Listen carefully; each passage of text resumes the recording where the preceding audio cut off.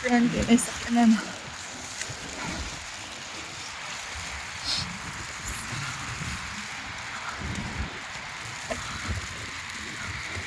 This is how difficult our life is here in Canada.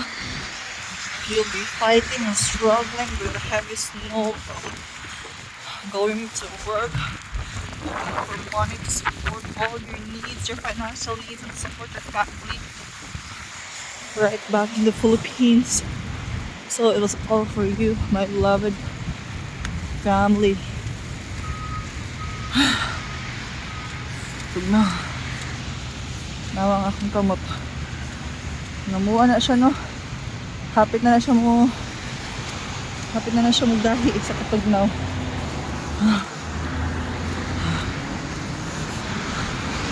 Here is our bus stop. So be careful ta kay slide kaayo.